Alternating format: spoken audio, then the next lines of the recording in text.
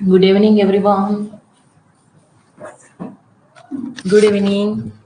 Am I audible now? अभी मेरी आवाज आ रही है आपके पास? Am I audible? Am I audible, students? Okay okay okay, चलिए, बढ़िया। आज हम शुरुआत करने वाले हैं हमारा जो थर्ड सब्जेक्ट है जिसको हम लैंग्वेज कहते हैं। लैंग्वेज को शुरुआत करेंगे आज हम, और लैंग्वेज में पढ़ेंगे पैसेजेस। लैंग्वेज में हमें क्या क्या पूछा जाता है, तो देखिए अभी तक मैंने जो देखा है पिछले 3-4 सालों में क्या हो रहा था कि लैंग्वेज पर जो पैसेजेस आते हैं, मतलब लैंग्वेज में सिर्फ आपको 4 पैसेजेस मिलते हैं। जो पैटर्न है वो पहले समझ लीजिए कि पढ़ाई आपको किस तरह से करनी है। आप जब लैंग्वेज की पढ़ाई करेंगे फॉर नवोदया, तो यहाँ पर सिर्फ और सिर्फ आपको 4 पैसेजेस मिलेंगे, और एक पैसेज के ऊपर आपको 5 क्वेश्चंस मिलेंगे। देखिए मैं एकदम क्लियरली बता रही हूँ, क्योंकि बाद में स्टूडेंट्स को समझ में नहीं आता है कि एग्जैक्टली शुरुआत कहाँ से करनी है, मतलब क्या करना है, कैसे करना है, समझ में नहीं आता है। देखिए लैंग्वेज में जो है आपको 4 पैसेजेस मिलेंगे, 4 पैसेजेस मिलेंगे आपको। इन 4 पैसेज पर हर एक पैसेज पे 5 क्वेश्चन होंगे, तो 5 into 5 टोटल हो गए 20 क्वेश्चन। क्वेश्चन कितने होंगे? 20 क्वेश्चन होंगे। अब इसमें और क्या होता है, तो अगर मैं पिछले 4-5 सालों की बात करूं, तो 4-5 सालों में ऐसे हो रहा था कि ये समझ लीजिए पैसेज है, इसमें एक पैसेज पर 5 क्वेश्चन है, तो उसमें से 4 क्वेश्चन ऐसे होते थे या फिर 3 क्वेश्चन ऐसे थे जो पैसेज में दी गई इंफॉर्मेशन के ऊपर डिपेंड रहते थे। कि मतलब पैसेज में दिया that Ramu is a farmer, so Ramu क्या करता है, सो रामू फार्मिंग करता है। इस तरह के जो क्वेश्चंस होते थे, ऐसे क्वेश्चंस 3 या फिर 4 आ जाते थे। और बचे हुए जो 1 या फिर 2 क्वेश्चंस थे, उसमें क्या पूछा जाता था, तो उसमें पूछा जा रहा था parts of speech. Parts of speech मतलब क्या, तो नाउन है, प्रोनाउन है, एडजेक्टिव है, एडवर्ब है, इन तरह के क्वेश्चंस को पूछा जा रहा था। और साथ में ही रहते थे similar meaning words, opposite words, इस तरह के वर्ड्स हमें पूछे जाते हैं। ज्यादा तो उनका जो फोकस रहता है वो सिमिलर मीनिंग वर्ड्स पे रहता है। लेकिन कंपलसरी यहाँ पर पार्ट्स ऑफ स्पीच के क्वेश्चंस आपको पूछे जा रहे थे। पिछले 3-4 सालों का अगर आप पेपर चेक करेंगे तो आपको समझ में आएगा कि पार्ट्स ऑफ स्पीच पर क्वेश्चन बन रहे थे।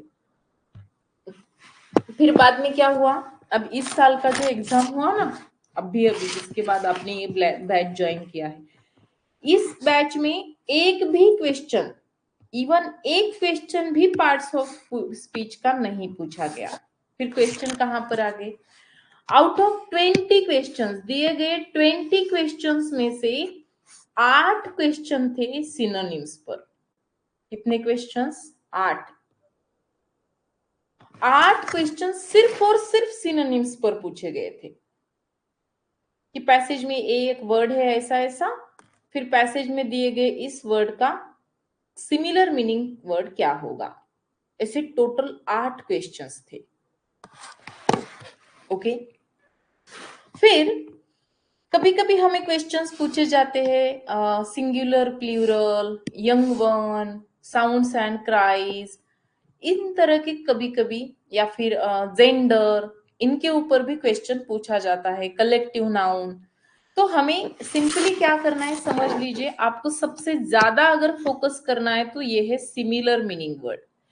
फिफ्थ स्कॉलरशिप का आपके पास एक बुक होना जरूरी है, पार्ट 1 का।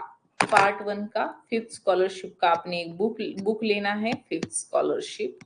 और फिफ्थ स्कॉलरशिप के बुक से वहां पर जितने भी आपको सिमिलर मीनिंग वर्ड्स है, वो सभी सिमिलर मीनिंग वर्ड्स आपको याद करने हैं।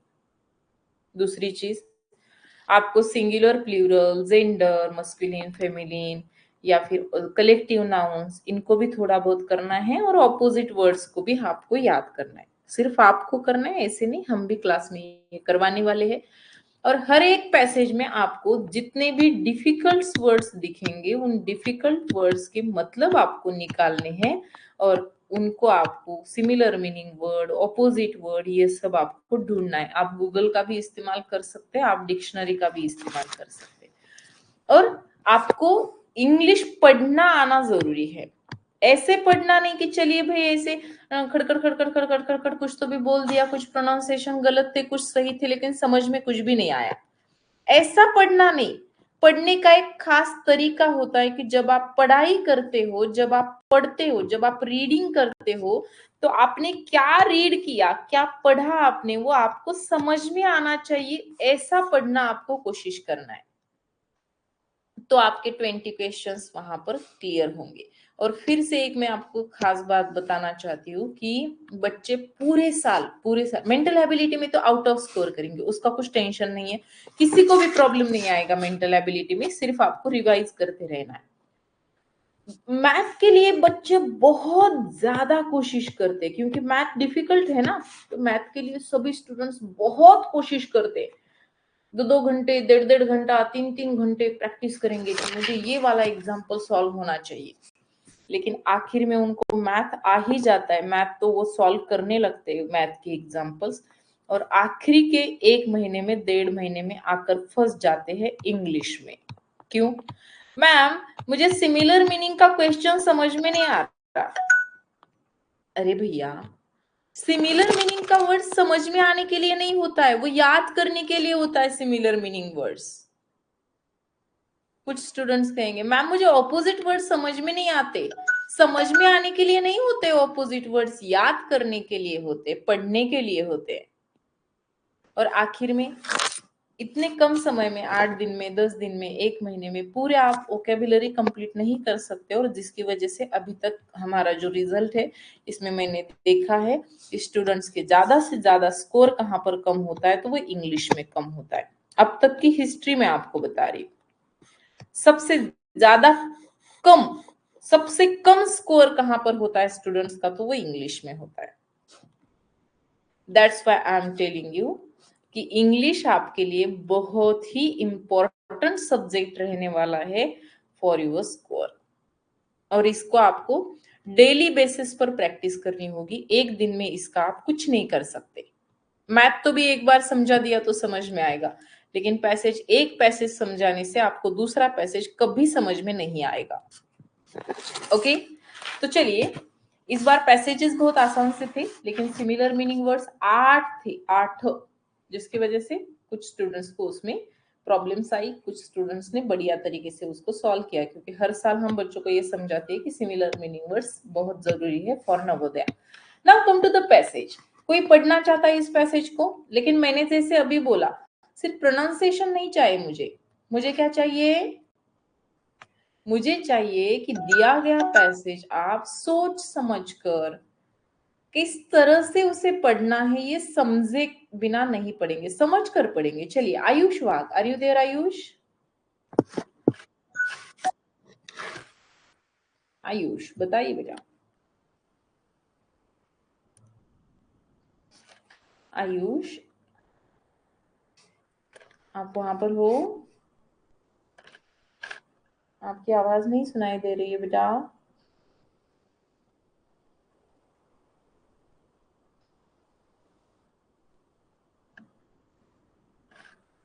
आयुष, मैं आपको सुन नहीं पा रही हूँ। Are you there Ayush? You are not audible. Okay, Swanand Shirsat, Swanand आपका माइक तो ऑफ हो गया बेटा। रागिनी कोडे, Ragini, yes beta, you are audible. Yes, ma'am. Yes beta, do you want to read this passage?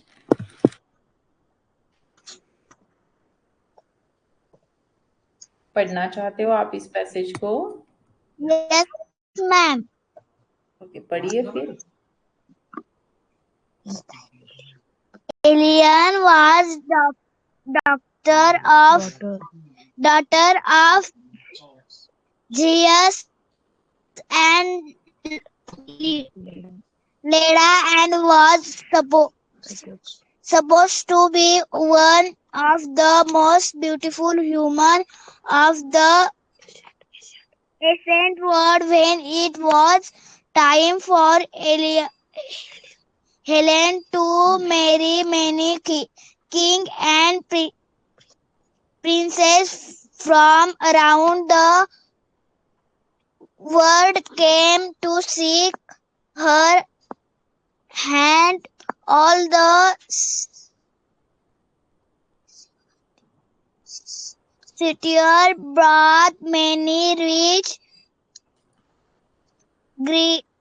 gifts with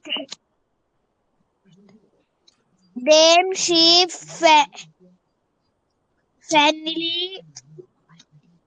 finally married the king of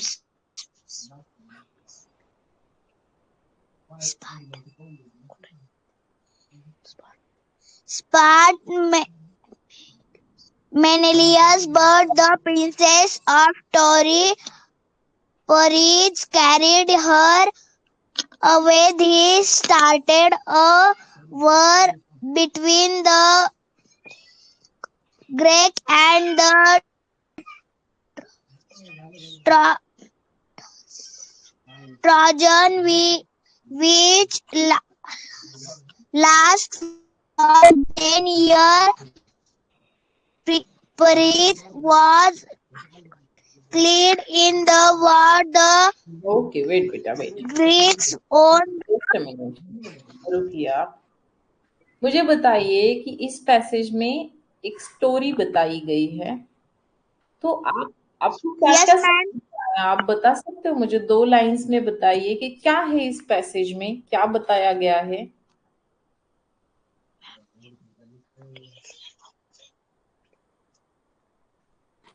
किसके बारे में है, क्या बताया है? कुछ 1-2 लाइन्स आपको समझ में आ गए हो?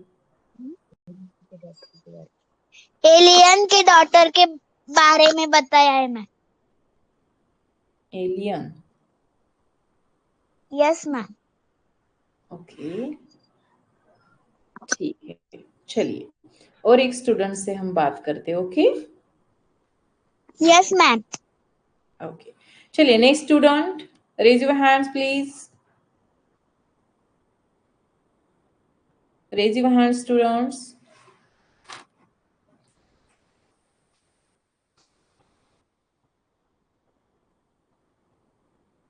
Rudra Jadhavar.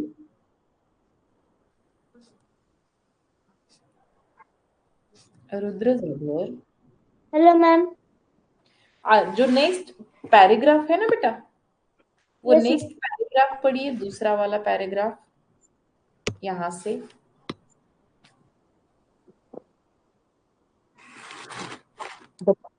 the Greek owned the city of Troy by a trick. They sent a wooden horse as gift to Trojans. The horse was full of Helen back to hidden Greek. hidden Greek soldiers who plundered plundered the city. Many lords eventually took Helen back to hours till today she remembered as Helen of Troy. Okay. आपको क्या क्या समझ में आया बेटा? Second paragraph में क्या बताया गया है?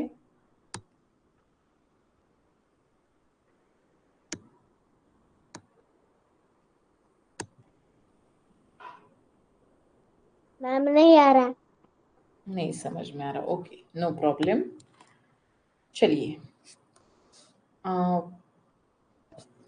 और कोई स्टूडेंट्स है तो बात करना चाहते हो या फिर इस पैसेज को पढ़ना चाहते हो एक बार, तो हैंड रेज कीजिए। Ayush, are you there? Ayush, raise your hand please. Ayush Wagh, raise your hand please. Yes, Ayush.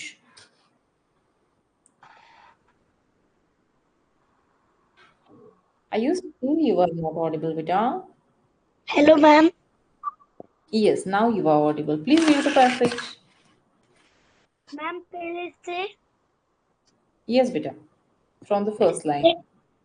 Yes. Helen was a daughter of Zeus and Leda, and was supposed to be one of the most beautiful women of the ancient world.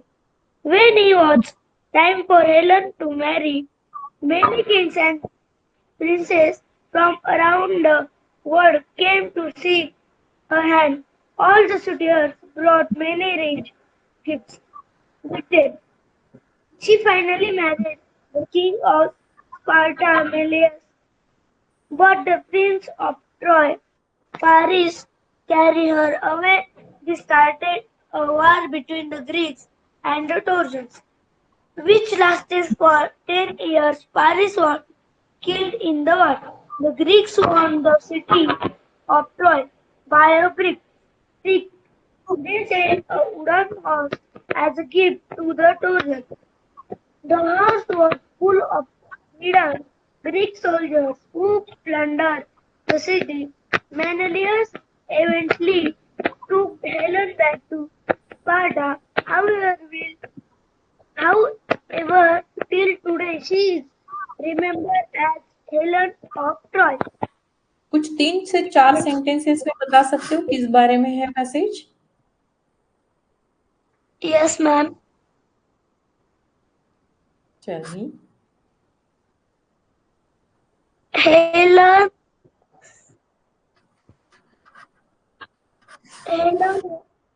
was one of the beautiful women. Means Helen नाम की एक लड़की बहुत beautiful woman थी।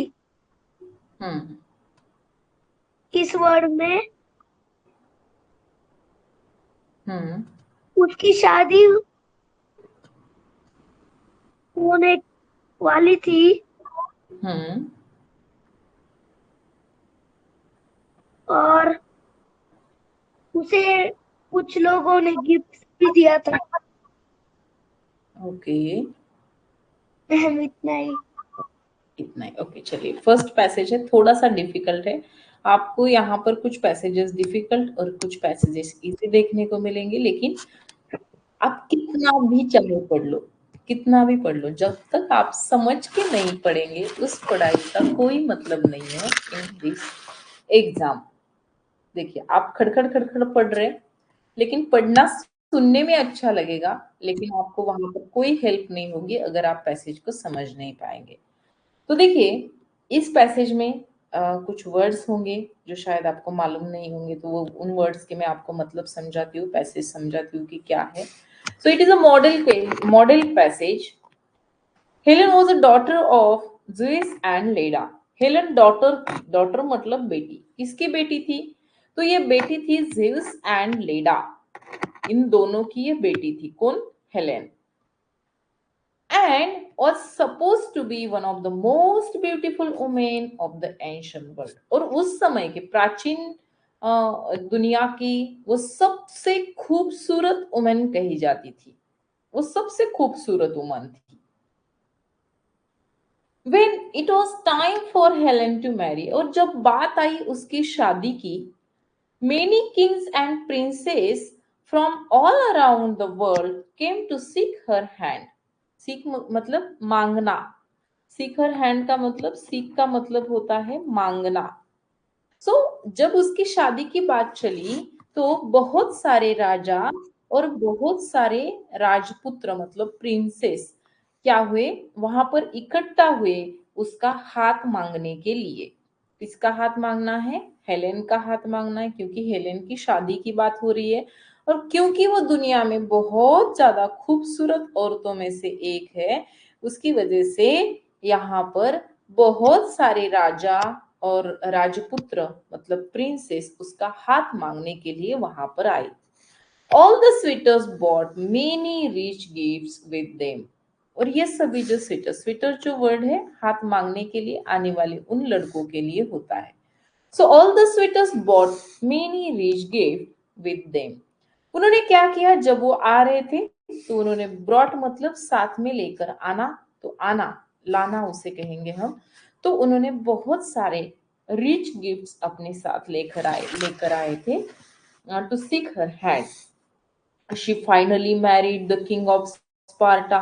और जब इन सब राजाओं में से, इन सब प्रिंसेस में से क्या हुआ कि जो हेलेन है, हेलेन की शादी किसके साथ हुई, तो किंग ऑफ स्पार्टा मतलब स्पार्टा का जो राजा था उसके साथ हेलेन की शादी हुई। यहां तक समझ में आया कि हेलेन दुनिया में बहुत खूबसूरत जो औरतें थी उनमें से एक थी। ये प्राचीन दुनिया की कहानी है, अभी की नहीं है। और हेलन के माता पिता जुइस और लेडा थे। हेलन बहुत खूबसूरत थी।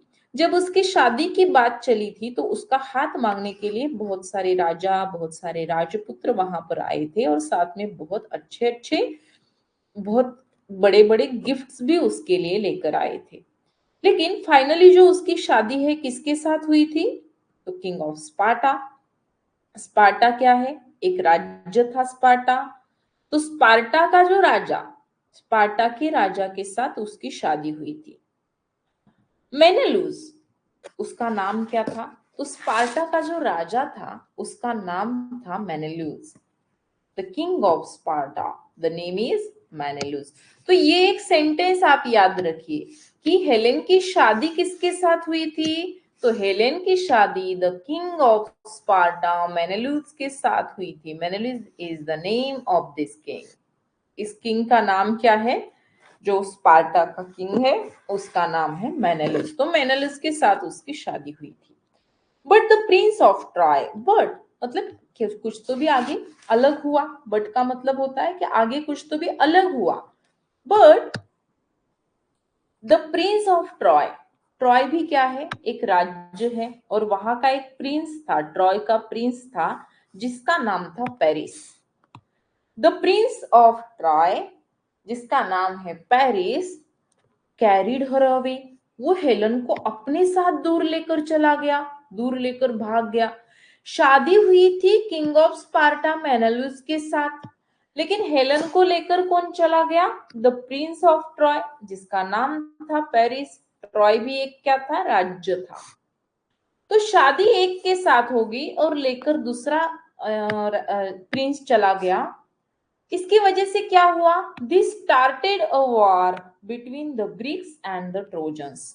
हम इंडिया में रहते हैं तो हमें क्या कहते हैं, इंडियंस कहते हैं। इंडिया में रहते हैं तो इंडियंस कहते हैं, अमेरिका में रहेंगे तो अमेरिकन्स कहेंगे, जापान में रहेंगे तो जापानीज कहेंगे। सेम इसी तरह से जो ग्रीक होते हैं, ग्रीक किसे कहा जाता है, तो जो ग्रीक्स किसे कहा जाता है, जो ग्रीक में रहते हैं उनको ग्रीक्स कहा जाता है।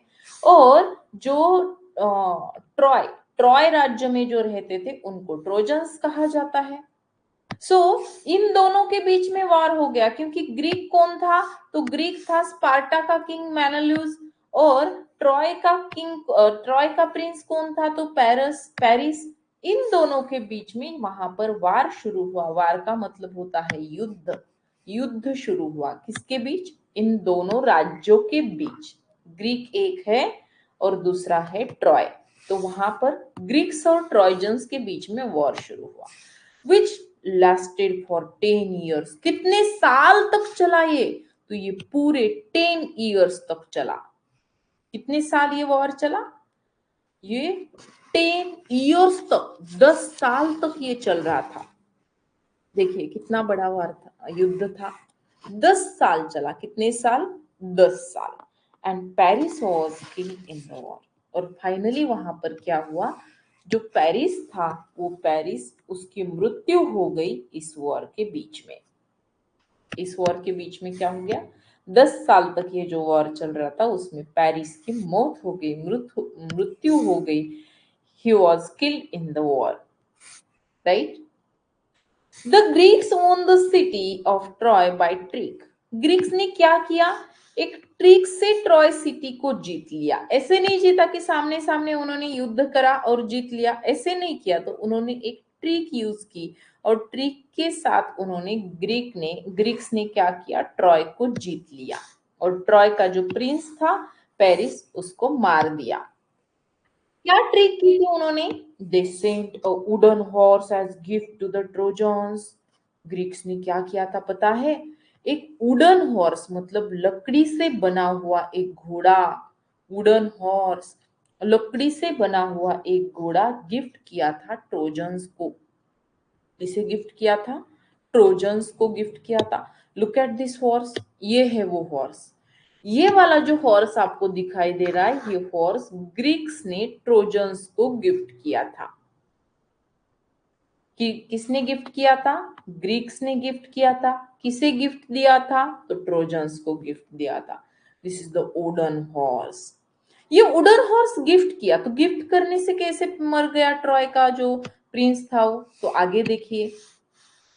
They sent a wooden horse as the gift to the Trojans. The horse was full of hidden Greek soldiers. लेकिन हॉर्स कोई ऐसा वैसा खिलौना नहीं था, तो वो इतना बड़ा हॉर्स था कि उसके अंदर ग्रीक सोल्जर्स छुपे हुए थे। बहुत सारे ग्रीक सोल्जर्स इसके अंदर छुपे हुए थे। ये देखिए यहाँ पर आपको ग्रीक सोल्जर्स दिखाई दे रहे हैं, बहुत सारे ग्रीक सोल्जर्स थे। ऐसा वुडन हॉर्स था वो। फिर क्या हुआ, फिर देखिए कि who plundered the city। जो यहाँ पर ग्रीक सोल्जर्स हॉर्स के अंदर थे, उन्होंने पूरी सिटी को बर्बाद कर दिया, प्लंडर्ड कर दिया, पूरी सिटी का नाश कर दिया। इसको हम प्लंडर्ड कहते हैं। And Menelaus eventually took Helen back to Sparta. और मेनेलस ने क्या किया, फिर हेलन को वहां से लिया और उसको वापस स्पार्टा लेकर आ गया। However, till today she is remembered as Helen of Troy।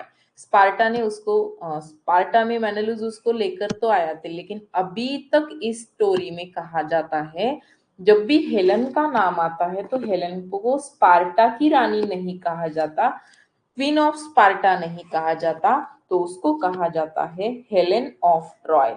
मतलब वो ट्रॉय की हेलन कहा जाता है, क्योंकि ट्रॉय के प्रिंस कौन थे, पेरिस, उसके साथ वो कहाँ गई थी, तो ट्रॉय गई थी। सो इट इज द पैसेज। थोड़ा सा मुश्किल है, सभी पैसेज इतने मुश्किल नहीं आएंगे, लेकिन कुछ पैसेजेस हम इजी भी देखेंगे, कुछ मुश्किल भी देखेंगे, या आपके लेवल पर थोड़ा सा डिफिकल्ट लेवल का पैसेज है। सो मॉडल क्वेश्चन पेपर है, सॉरी मॉडल पैसेज है कि यहाँ तक डिफिकल्टी लेवल हो सकता है आपके पैसेजेस का, इससे आगे नहीं जाएगा, यहाँ तक ही इसका लेवल रहेगा। तो फर्स्ट क्लास है तो आपको शायद लग सकता है कि ये बहुत ही ज्यादा डिफिकल्ट है, लेकिन आगे चल के आप क्वेश्चंस देखेंगे तो आपको समझ में आएगा कि ये इतना भी ज्यादा डिफिकल्ट नहीं है। तो ये देखिए, ये वाला वुडन हॉर्स था जो ग्रीक्स ने ट्रोजन्स के लिए भेजा था। इसके अंदर पूरे ग्रीक के सोल्जर्स भरे हुए थे, और जैसे ही ये उस पैलेस में चला गया ना, गिफ्ट के तौर पर भेजा था ये हॉर्स, तो ट्रोजन्स के पैलेस में चला गया ये हॉर्स। जैसे ही पैलेस में चला गया तो छुपके से इसमें जो सोल्जर्स थे वो बाहर निकल के आए, और जब ट्रोजन्स को बिल्कुल अंदाजा नहीं था कि शायद ऐसा कुछ हो सकता है, और वो शांत थे, उनको कुछ समझ में नहीं आया कि एक्चुअली क्या हुआ, तब तक ग्रीक के जो सोल्जर्स थे उन्होंने क्या कर दिया, अटैक कर दिया महल के अंदर, और जो ट्रॉय ऑफ पेरिस था, प्रिंस ऑफ ट्रॉय था जिसका नाम पेरिस था, उसे उन्होंने मार दिया। इस तरह से हेलन को वापस लाने के लिए मेनेलस ने पेरिस को मार दिया। लेकिन ये वाला जो वार था ये 10 साल तक चल रहा था। कितने साल तक, तो 10 साल तक। Now come to the question. Helen married dash. Helen किसके साथ शादी हुई थी हेलन की, option number 1 Paris, option number 2 Menelaus, option number 3 Troy, and option number 4 Zeus. किसके साथ शादी हुई थी बताइए। ऊपर आपको पैसेज भी दिखाई दे रहा है, वहां पर आपको देखना है कि क्या हो सकता है। इससे ज्यादा जूम नहीं होगा बेटा। आयुष इतना ही रहेगा, इससे ज्यादा जूम नहीं हो सकता है। हेलन मैरिड डैश डैश, किसके साथ शादी हुई थी हेलेन की? पेरिस के साथ हुई थी, मेनेलुस के साथ हुई थी, ट्रॉय के साथ शादी हुई थी, या फिर जुइस के साथ हुई थी? किसके साथ शादी हुई थी? Everyone tell your answer. हर एक स्टूडेंट्स ने क्या करना है, ऑप्शन नंबर बताना है। Option number is important. What is the correct answer, students? And where is the answer in the passage? मुझे लाइन नंबर बताइए कि किस लाइन में ये पैसेज आपको दिखाई दे रहा है। सॉरी, पैसेज नहीं, आंसर। आंसर कहां पर दिखाई दे रहा है आपको? ये वाला आंसर दिखना जरूरी है। In which line the answer is occurring? What is the answer and in which line we can see the answer?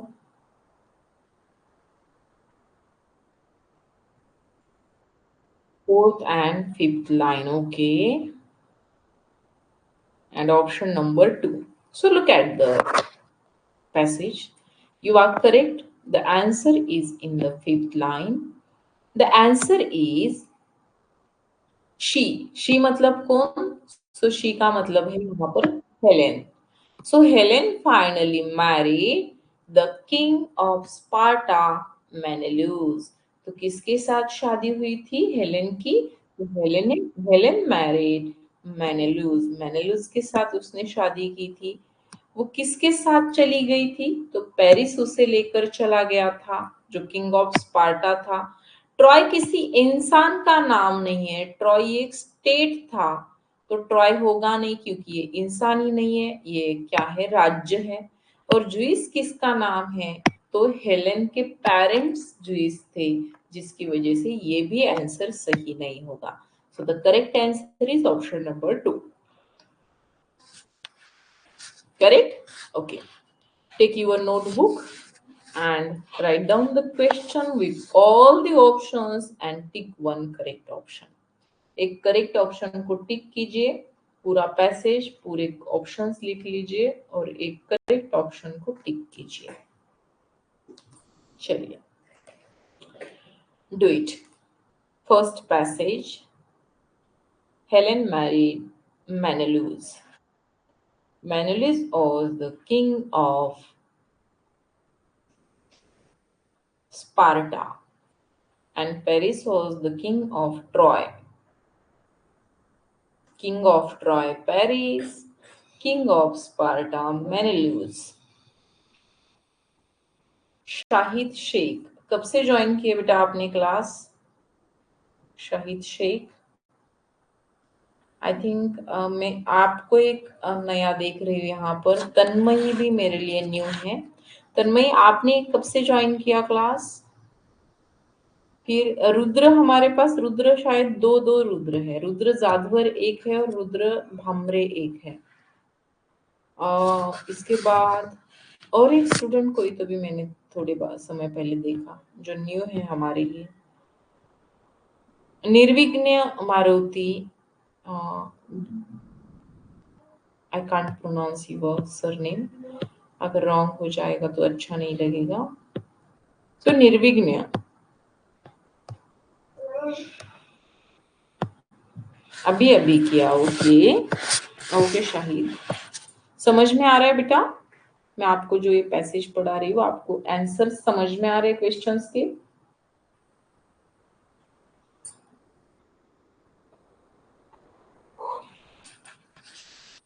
Okay, तन्मय आज से ही ज्वाइन किया आपने? ओके, श्रेया घुले, श्रेया आप भी न्यू हो?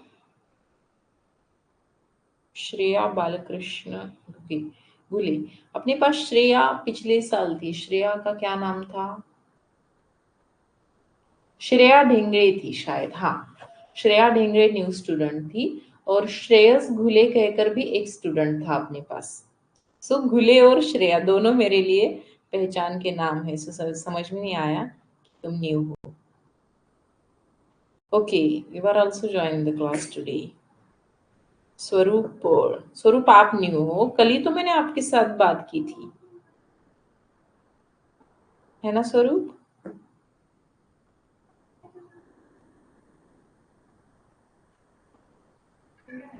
श्रेया घुले भी थी क्या सोनाक्षी? अच्छा, तो आप श्रेयस की बहन हो, श्रेयस की। Okay okay okay, that's why. वही मुझे नाम वो समझ में नहीं आया कि न्यू है। ओके, सो चलिए come to the next question. Question number 2. The war was between dash dash. Option number 1, Paris and Greece. Option number 2, the Greeks and Paris. Option number 3, the Greeks and Trojans. And option number 4, Menelaus and Sparta. किसके बीच था ये war? The war was between dash dash.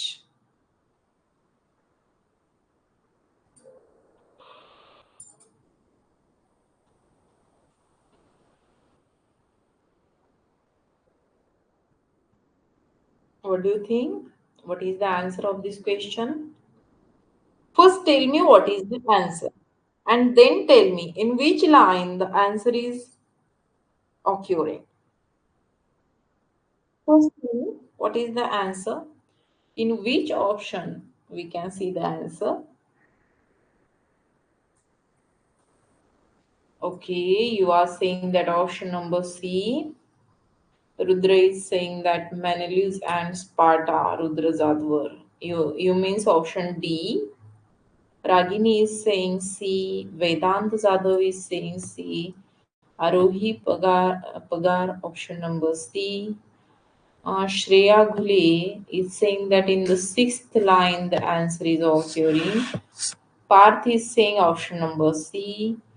Tanushka is saying that in the sixth line we can see the answer. Swanand Sirsati is saying that option number 2 is the answer. Shreya घुले, आरोही पगार, answer कौन सा सही है? देखिए, कोई भी guess नहीं करना है, गेस करके आंसर नहीं देना है। जब भी आप आंसर देंगे तो आपको वहां पर पैसेज में वो आंसर सही है ये देखना होगा। अगर आप अंदाजे से गेस करके आंसर देंगे then it is not correct. You have to check the paragraph, you have to check the lines, you have to check the meanings of the sentences, and then you can answer. Answer is first. Ishwari Jadhav is saying that option number 1। देखिए, अभी तो कुछ students ने 1 कहा, कुछ students ने 2 कहा, कुछ स्टूडेंट्स ने 3 कहा और कुछ स्टूडेंट्स ने 4th कहा। So which one is correct?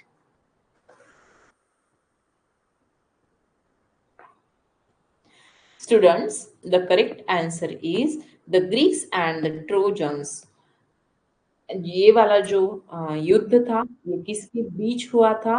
तो देखिए, दिस यहाँ पर हमें सबसे पहले तो दिखाया गया है Menelaus, but the prince of Troy Paris carried her away. This started a war between the Greeks and the Trojans. तो यहाँ पर सीधे सीधे मैंने जो अंडरलाइन किया है इस लाइन में हमें समझ में आ रहा है that the war was between Greeks and the Greeks and the trojans. So, the correct answer is option number C only. Write down the question, everyone.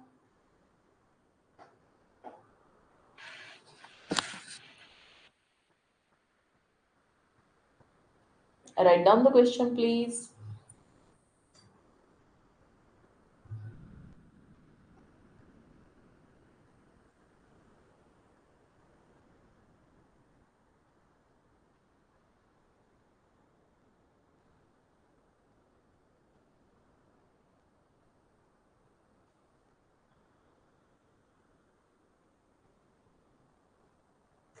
The war was between the Greeks and the Trojans.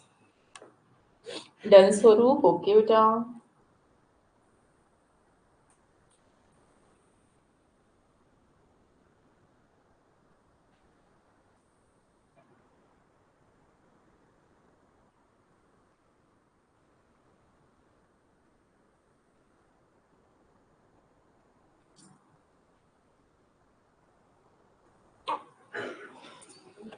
Done. चलिए, come to the next question now. Question number 3। देखिए question यहाँ पर थोड़ा बीच में start हो रहा है। The question is the wooden horse was sent by option number 1 the Greeks, option number 2 the trojans, option number 3 the Menelaus, and option number 4 Sparta. The wooden horse was sent by option number 1 the Greeks, option number 2 the Trojans, option number 3 Menelaus, option number 4 Sparta.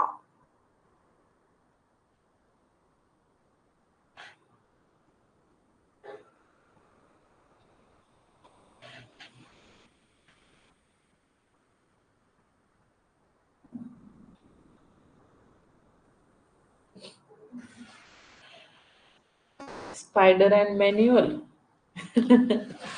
Don't try voice typing, beta.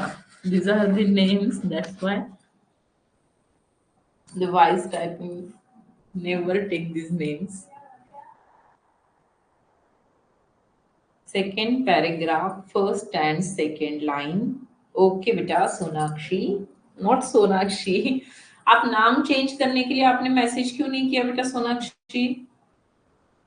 मैंने कल बोला था परसों, 2 students के नाम मैंने change करके दिए यहाँ पर, बाकी स्टूडेंट्स ने मैसेजेस क्यों नहीं किए मुझे?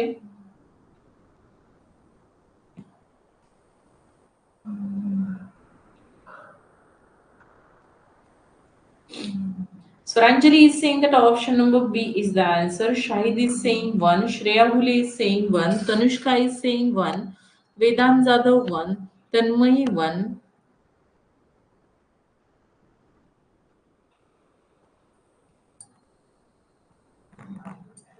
ओके, आज मैसेज कीजिए।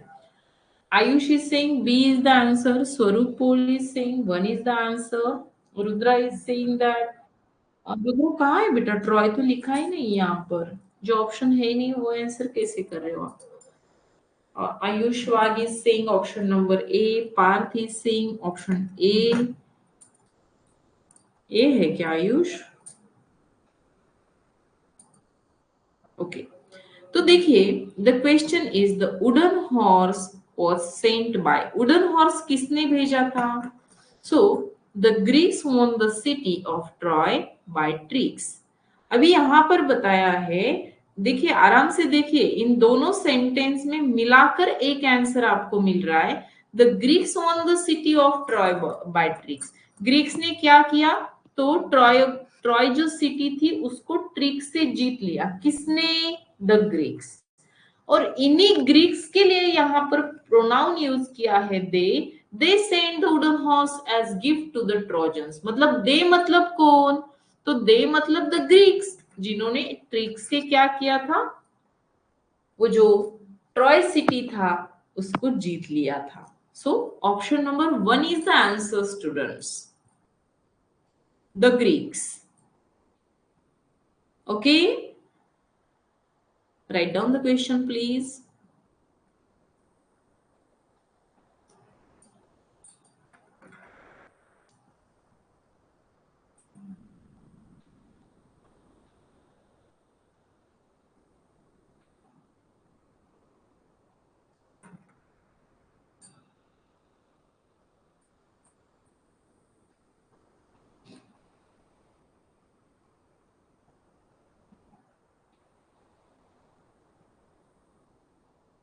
Done, students? Write down, please.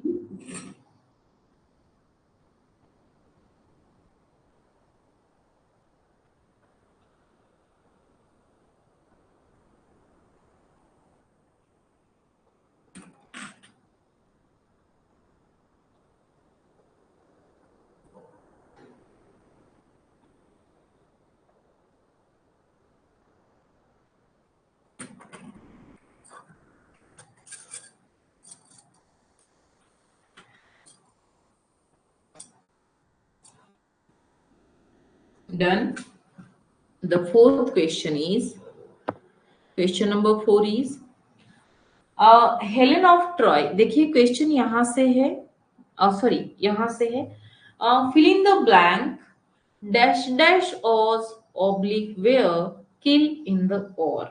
Option number one, Zeus. Option number two, Menelaus and Zeus.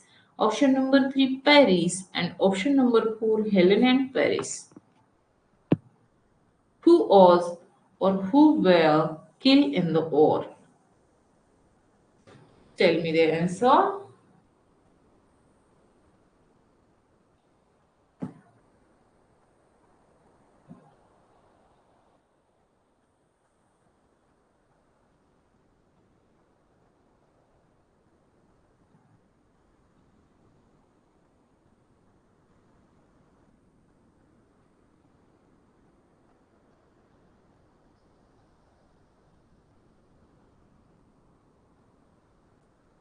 Hmm. Bhavesh Gauri, शहीद, आयुष वाघ, तनुश्री, पार्थ, श्रेया, आरोही, Ragini, Tanushka,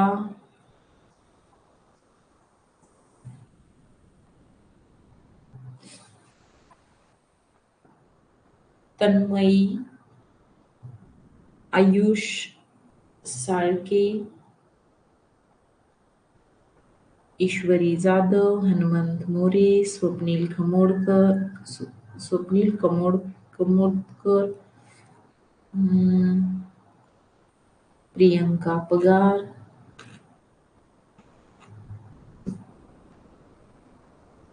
Okay, you are saying that the answer is 3 and it is in the seventh line of the passage. So it is your correct answer. The sentence is Paris was killed in the war.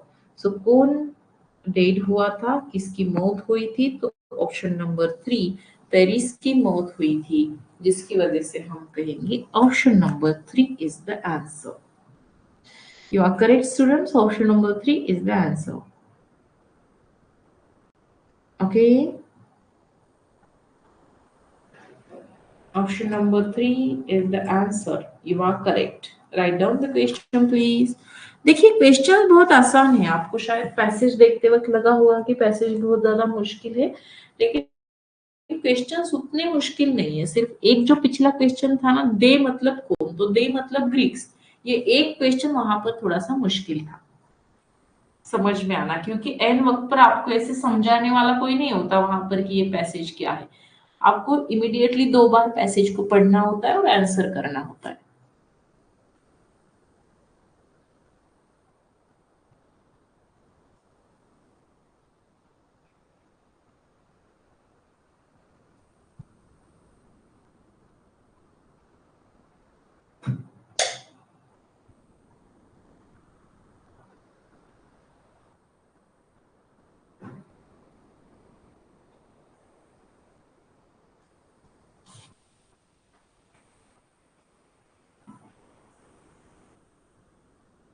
Write down the question please. Question लिखते time options पूरे लिखने हैं. Okay.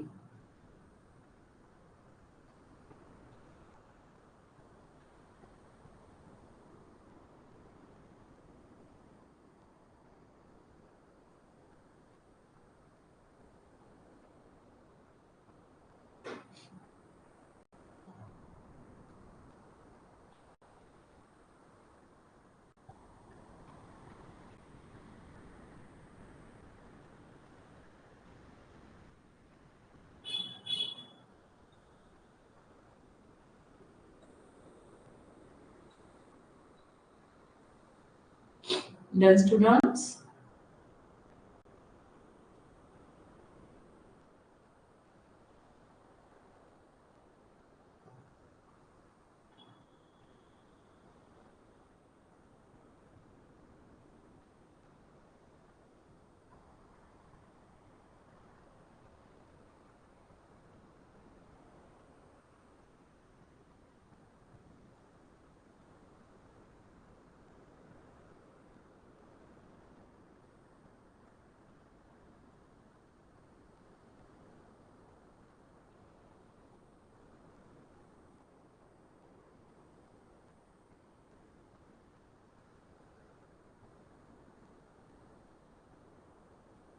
Done, students?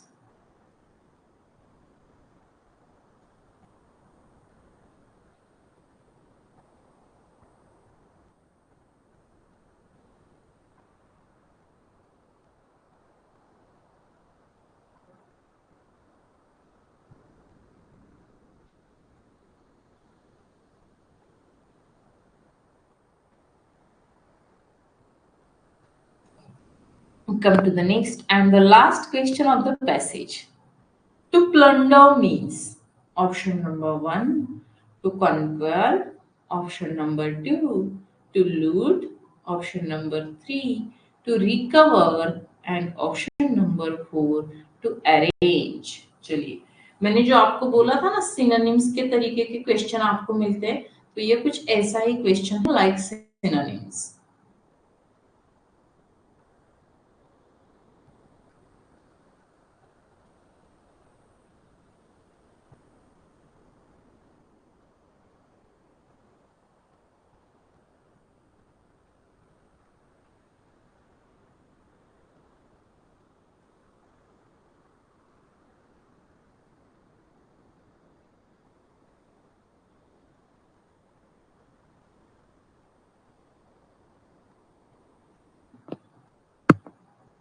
और देखिए, और एक बात ऐसी है कि जब भी आप किसी पैसेज के ऊपर दिए गए सिनोनिम के बारे में बात करेंगे, तो आपको उस वर्ड को पैसेज में देखना होगा कि वो वर्ड कहाँ पर है, और पैसेज में उसका मतलब क्या है वो भी समझना होगा. जब पैसेज में दिया गया मतलब आपको समझ में आए, तब आपको उसका सिनोनिम ढूंढना होगा. ओके, पैसेज में दिया गया मतलब होना चाहिए. पैसेज में कहीं पर तो वो वर्ड होगा जिसका आपको पूछा गया होगा आंसर. ओके, ऐसे नहीं कि अपने दिल से कुछ भी लिख सकते. No.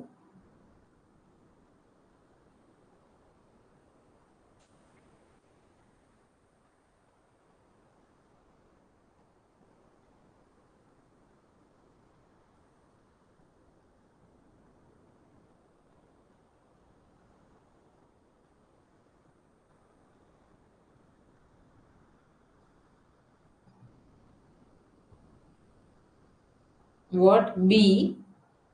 Yes. B is the correct answer, students. You are correct. B सही आंसर कैसे है? तो यहाँ पर आपको देखने को मिल सकता है कि जो ऑप्शन नंबर 1 है इसका मतलब सिर्फ जीतना होता है. ऑप्शन नंबर 1 क्या होता है? इसका मतलब सिर्फ जीतना होता है, जीतना. लेकिन प्लंडर का मतलब क्या होता है कि पूरा वहां पर खून मतलब पूरा खराबा करना, उसको सब बर्बाद करना, इस तरह से कहा जाता है. तो यहाँ पर करेक्ट आंसर होना चाहिए टू लूट. एंड टू रिकवर तो नहीं होगा, टू अरेंज भी नहीं होगा. ये दोनों वर्ड्स तो बिल्कुल अलग है. तो सही है, यहाँ पर एक ही ऐसा वर्ड है और वो है option number 2, to loot. To loot, to plunder का मतलब होता है टू लूट. ओके, चलिए, प्लंडर्ड वर्ड कहां पर है? So look at this word plunder. They plundered the city. City को उन्होंने क्या किया था? प्लंडर किया था. मतलब वहां पर पूरा खराबा कर दिया था, पूरी लूट मचा रखी थी वहां पर. Okay, so write down this question, then you can leave the class. Enough for today. See you in the next week. Okay.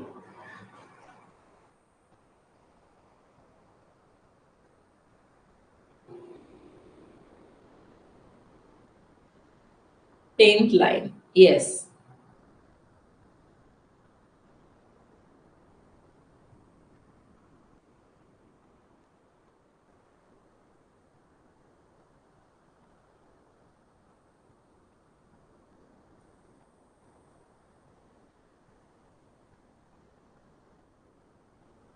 Okay, chaliye. Yes, Tanmay, in the 10th line, we can see this word.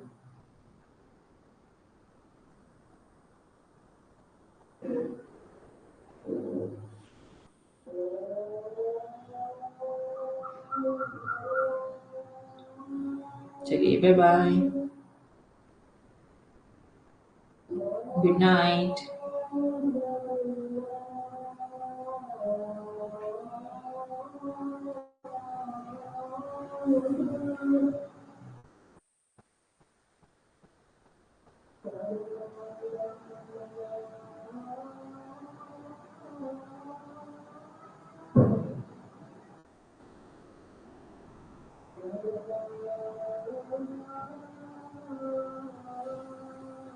Yes, शायद कल आपका test होगा, कल class नहीं होगा, of होगा, और class की जगह पर कल आपको वहां पर टेस्ट मिलेगा। Okay,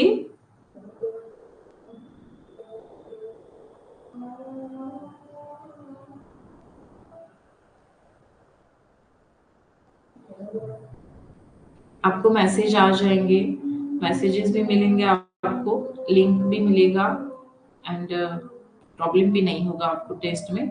so don't worry. सिर्फ इस हफ्ते हमने जो कुछ भी सीखा है उन सभी वीडियोस को आप रिपीटली देख सकते हैं एक बार, so you can answer the questions.